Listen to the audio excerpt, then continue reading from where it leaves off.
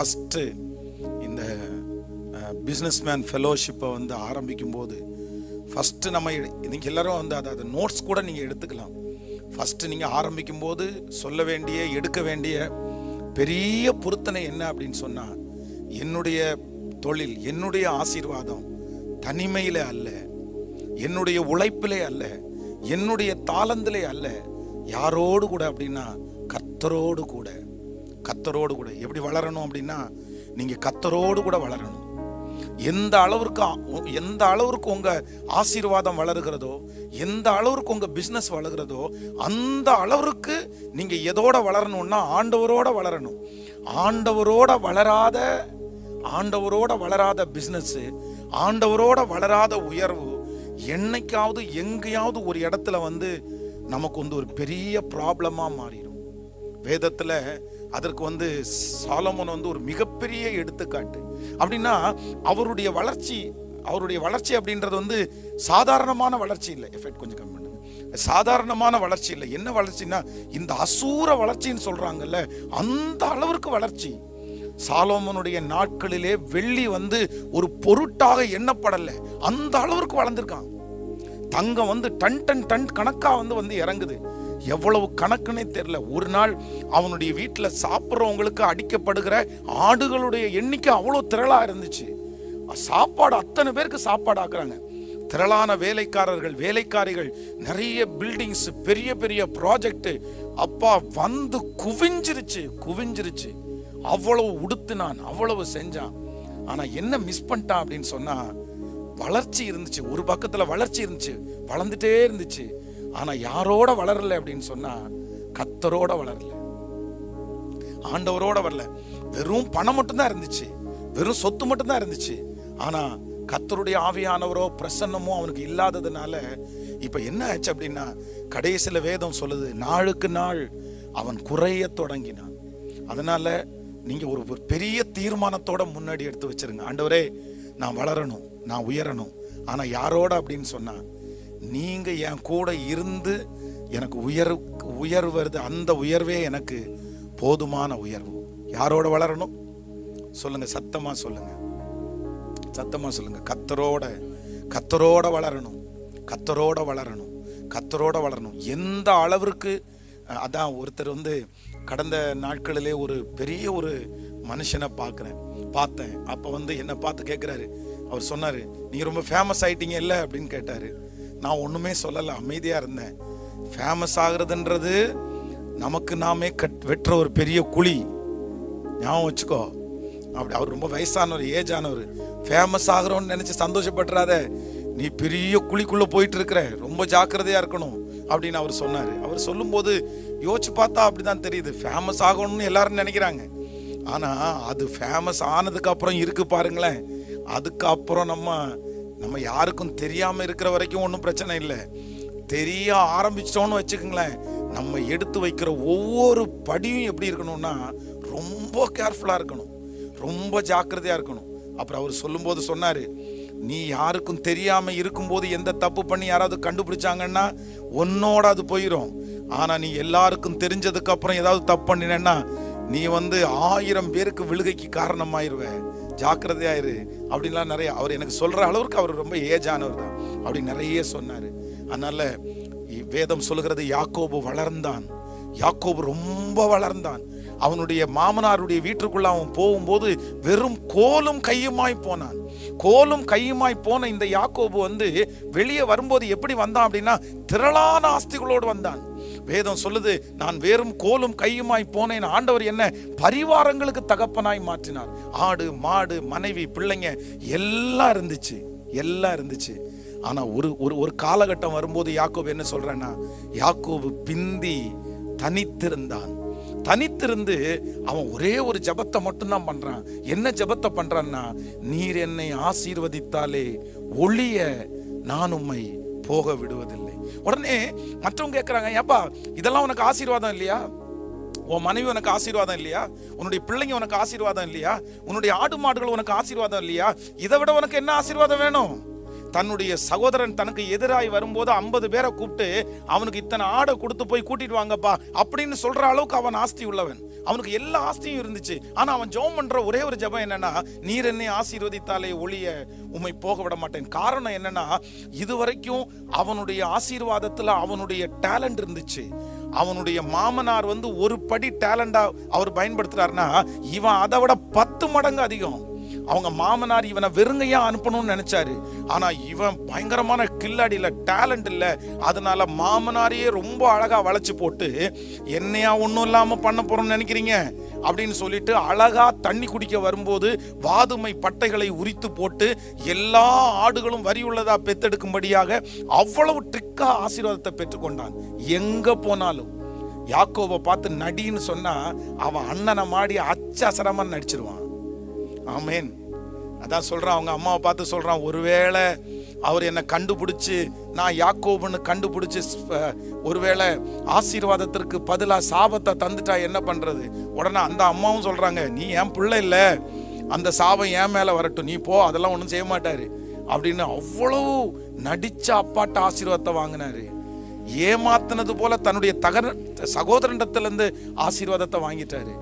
ஆனா ஒரு காலகட்டத்தில் வரும்போது இவருக்கு என்ன வெறுமையாகுது அப்படின்னா, ஆசீர்வாதம் மட்டும்தான் இருக்குது, ஆனா யார் இல்ல, கர்த்தரோடு உள்ள ஆசீர்வாதம் இல்லை. பிரதர் சிஸ்டர், இன்னைக்கு இந்த ஃபர்ஸ்ட் டேல நீங்க எடுக்க வேண்டிய, எழுதி வைக்க வேண்டிய ஒரு தீர்மானம், எனக்கு தெரியும் இங்க இருக்கிற நிறைய பேரை கர்த்தர் கோடிகளாய் கர்த்தர் உங்களை ஆசீர்வதிக்க போறாரு. இன்னைக்கு நீங்க ஜீரோல இருக்கலாம், இன்னைக்கு நீங்க லட்சங்களை மட்டும்தான் பார்க்கலாம், இன்னைக்கு நீங்க சில ஆயிரங்களை பார்க்கலாம். ஆனா இந்த சத்தத்தை கேட்கிற நீங்க வெகு சீக்கிரத்துல கர்த்தர் உங்களை கொண்டு கோடிகளுக்கு கர்த்தர் உங்களை நம்ப போறாரு. நிச்சயமா ஆண்டவர் நம்ப போறாரு. நீங்க விசுவாசிங்க, இது நடக்கும். இது தீர்க்க தரிசனமான வார்த்தை. ஆண்டவரால கண்டிப்பா அதை தர முடியும். ஆனா கர்த்தர் உங்களுக்கு கொடுக்கறதுக்கு முன்னாடி நீங்க ஒருநிலை ரொம்ப கிளியரா இருக்கணும். என்ன கிளியரா இருக்கணும்னா, வெறும் எனக்கு ஆசீர்வாதம் மட்டும் எனக்கு போதாது, எனக்கு ஆசீர்வாதம் மட்டும் போதாது.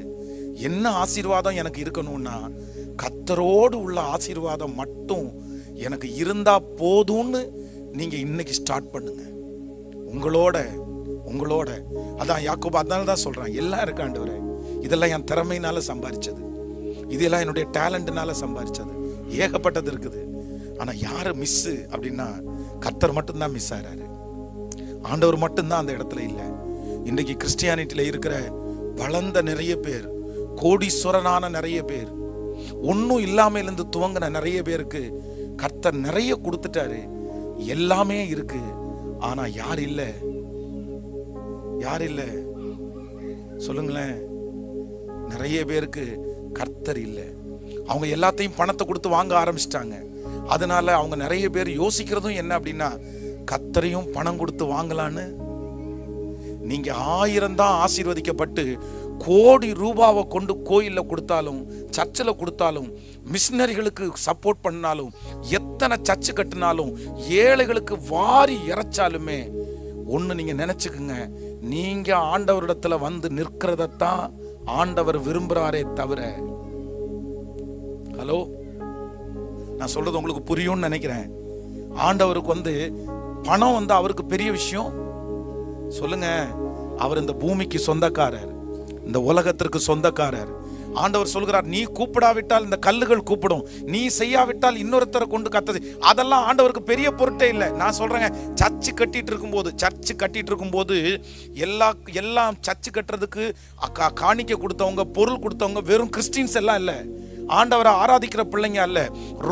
எனக்கு தெரிஞ்சு நான் அந்த மாதிரி சர்ச்சை கட்டிட்டு இருக்கும்போது, ஆலயம் கட்ட பணி நடந்துட்டு இருக்கும்போது, உள்ளுக்குள்ள ஒரு இந்து மனுஷன் உள்ள வராரு. அவ்வளவு பொட்டு வச்சுட்டு காவி வேஸ்ட் கட்டு உள்ள வராரு. உள்ள வந்தவன சர்ச்சை கட்டுறீங்களான்னு கேட்டாரு. ஆமா அப்படின்னும். என்னுடைய சார்பா ஒரு 3 யூனிட் எம்சாண்டை வாங்கிங்க அப்படின்னு சொல்லிட்டு அப்பவே ஒருத்தருக்கு ஃபோன் பண்ணி 3 யூனிட் எம்சாண்டை இந்த சர்ச்சில் இறக்கிருங்கன்னு சொல்லி நான் காசு கொடுத்துறேன்னு சொல்லிட்டு போயிட்டாரு. யாருன்னே தெரியாது. அவருக்கும் இயேசுக்கும் சம்பந்தமே இல்லை. ஆனா அவர் என்ன கட்டுறதுக்கு பணம் கொடுத்துருக்காருன்னா, சர்ச்சு கட்டுறதுக்கு பணம் கொடுத்துருக்கிறாரு.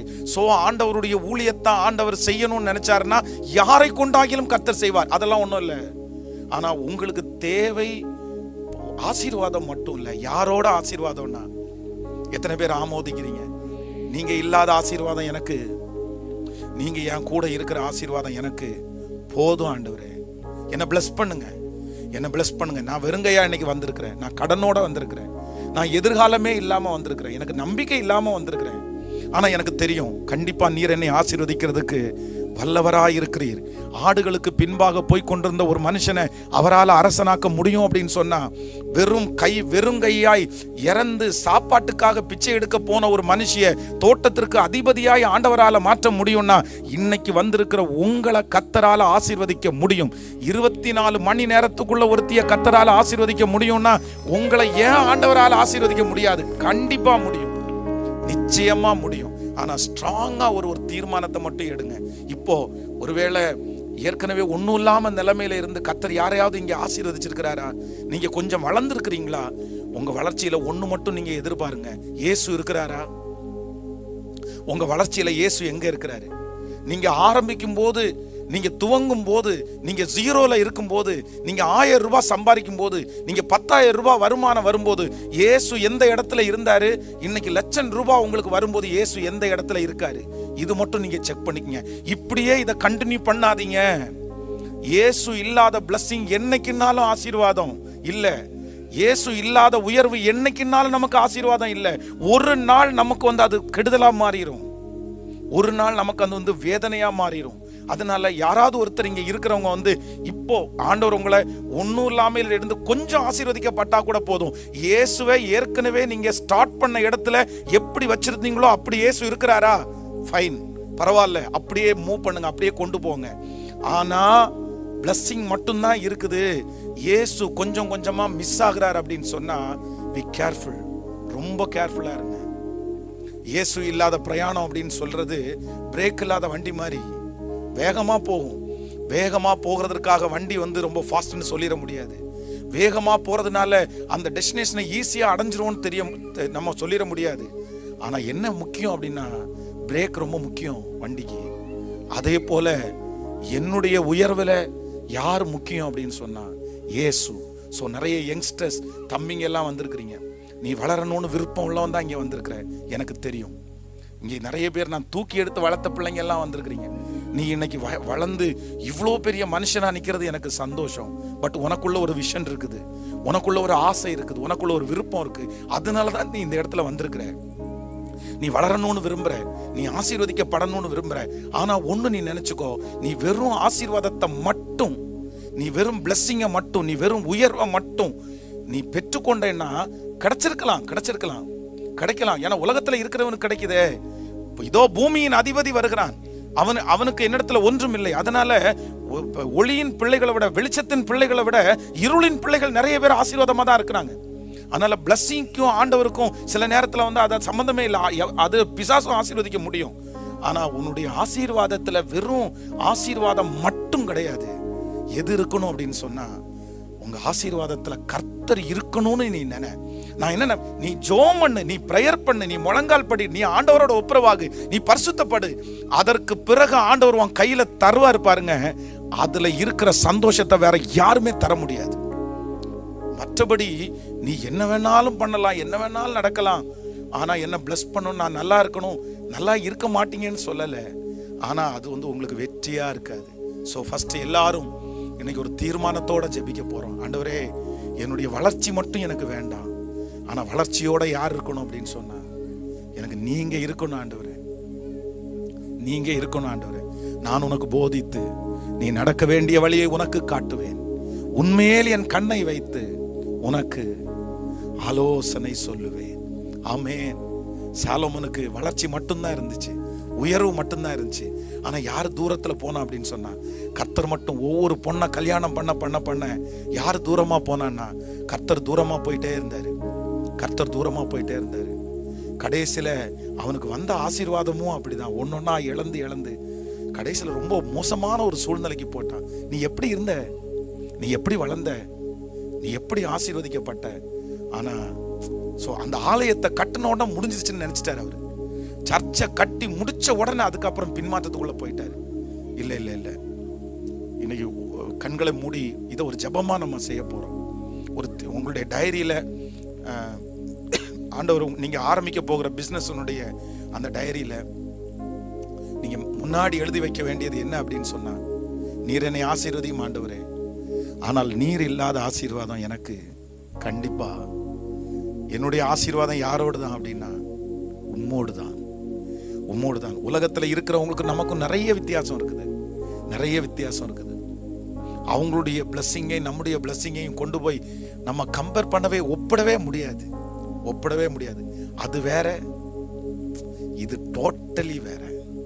அதனால இதுல யார் இருக்கான்னா கர்த்தர், கர்த்தர், கர்த்தர், கர்த்தர். ஹல்லேலூயா. அப்படியே கைகளை உயர்த்தி எல்லாரும் ஒரு தீர்மானத்தோட, ஒரு தீர்மானத்தோட பிள்ளைங்க, ஒரு தீர்மானத்தோட Thank you Jesus. இந்த சத்தத்தை கேட்கிற ஒவ்வொருத்தரும் இப்ப ஆண்டவர் உங்களோட பேசி இருப்பாருன்னு நினைக்கிறேன். பிரதர், இயேசு இப்ப எந்த இடத்துல இருக்கிறாரு? பிரதர், சிஸ்டர், இயேசு எங்க இருக்காரு? இயேசு எங்க இருக்காரு? நீங்க ரொம்ப வேகமா ஓடுறீங்க, நீங்க என்னென்னமோ செய்றீங்க, உங்களுக்கு நிறைய நிறைய பிஸி, நிறைய நிறைய வந்துருச்சு. ஆனா இயேசு, இயேசு, இயேசு அவர் எங்க, அவர் எங்க, அவர் எங்க இருக்காரு? எங்க வச்சிருக்கிறோம், எங்க வச்சிருக்கிறோம்? Thank you Holy Spirit. Thank you Holy Spirit. நீங்க சொல்ல சொல்ல சொல்ல மனசார சொல்லுங்க. ஒவ்வொரு வாலிப தம்பியும் சொல்லுங்க, தம்பியும் தங்கச்சியும் சொல்லுங்க, ஆண்டவரே என்னை உயர்த்துவீங்க, என்னை உயர்த்துங்க. ஆனா உங்களோட உங்களோட உங்களோட உங்களோட நீங்க உங்களோட தான் டிராவல் பண்ணணும். ஆண்டவரே, ஒரு ஆசீர்வாதத்தை நீங்க தரும்போது நான் சந்தோஷப்படணும், அதுவும் உங்களுக்குள்ள சந்தோஷப்படணும். நீங்க எனக்கு கொடுத்தீங்கன்னு நான் சந்தோஷப்படணும். என்னுடைய பலத்தால நான் சம்பாரிச்சேன்னு சந்தோஷப்படக்கூடாது, என்னுடைய ஞானத்தினால அதை செஞ்சேன்னு சந்தோஷப்படக்கூடாது. ஐயா நீங்க வாங்கய்யா, நீங்க வாங்கய்யா, நான் பார்க்கிற எல்லாமே நீங்க தந்தது தானே ஐயா, நீங்க எனக்கு வேணும்யா. ஒருவேளை ரொம்ப தூரத்துல நிக்கிறவங்க எல்லாம் ஒப்பு கொடுத்து மறுபடியும் ஒரு டைம் ஏசப்பாட்ட வாங்க. எனக்கு நீங்க தான் ஆண்டவரே முக்கியம், எனக்கு நீங்க தான் ஆண்டவரே முக்கியம், எனக்கு நீங்க தான் ஆண்டவரே முக்கியம், எனக்கு நீங்க தான் ஆண்டவரே முக்கியம், நீங்க தான்ப்பா. உங்களோட சேர்ந்து கரத்தை பிடிச்சு முன்னேறக்கூடிய பலத்தை கொடுக்கிற தேவனே உமக்கு நன்றி. நீங்கதான் எனக்கு எல்லாம், நீங்கதான் எனக்கு எல்லாம், நீங்கதான் எனக்கு எல்லாம், நீங்கதான் எனக்கு எல்லாம். திரும்ப திரும்ப சொல்லுவோம், நீங்கதான் எனக்கு எல்லாம். சத்தமா, நீங்கதான் எனக்கு எல்லாம். திரும்ப திரும்ப நீங்கதான், நீங்கதான் எனக்கு எல்லாம், நீங்கதான் எனக்கு எல்லாம். என் தந்தை நீங்கதான், என் அன்னை நீங்கதான், என் தந்தை நீங்கதான், என் அன்னை நீங்கதான், என் உயிரே நீங்கதான், எனக்கெல்லாம் நீங்கதான், என் உயிரே நீங்கதான், எனக்கெல்லாம் நீங்கதான், நீங்கதான் எனக்கு எல்லாம், நீங்கதான் எனக்கு எல்லாம், நீங்கதான் எனக்கு எல்லாம், நீங்கதான் எனக்கு எல்லாம். ஹல்லேலூயா. சாகிற வரையிலும். தகப்பனே, இன்றைக்கு ஒரு உடன்படிக்கையை நாங்க ஆரம்பிக்கிறோம். இதை ஒரு பெரிய உடன்படிக்கையா நாங்க நினைக்கிறோம். நாங்க எவ்வளவு வளர்ச்சி அடைகிறோமோ, நாங்க எவ்வளவு உயர்கிறோமோ, அவ்வளவு தூரம் உங்களோட ஐக்கியமாக கூடிய கிருபை. இந்த சத்தத்தை கேட்கிற யாராவது ஒருத்தர் ஒருவேளை வளர்ந்துட்டோம் ஆனா கர்த்தரோட இல்ல, உயர்ந்துட்டேன் ஆனா ஆண்டவரோட இல்ல அப்படின்னு யார் இருந்தாலும், இல்லப்பா, அந்த பிரசன்னத்தை மறுபடியும் கொடுத்துருங்க ஆண்டவரே, கொடுத்துருங்க ஆண்டவரே. அந்த ஜெப வாழ்க்கையை மறுபடியும் கொடுத்துருங்க ஆண்டவரே. உங்களுக்கு பயப்படுகிற பயத்தை மறுபடியும் கொடுத்துருங்க ஆண்டவரே. கர்த்தருக்கு பயப்படுகிற சிறியோரையும் பெரியோரை நீர் ஆசீர்வதிக்கிறவர் அல்லவா. உங்க அன்றல்ல வாழணும், உங்க கரத்துக்குள்ள வாங்கணும் ஆண்டவரே. நீ சொல்ல நாங்க கேட்கணும், உங்க கையை திறக்கும் போது நாங்க கையிலிருந்து எடுத்துக்கணும். இந்த அனுபவத்தை மட்டும் சாகிற வரைக்கும் எங்களுக்கு கொடுத்தா போதும்பா. நீங்க இல்லாம வர்ற உயர்வு எங்களுக்கு வேண்டாயா. நீங்க இல்லாம வருகிற பெருமை எங்களுக்கு வேண்டாயா.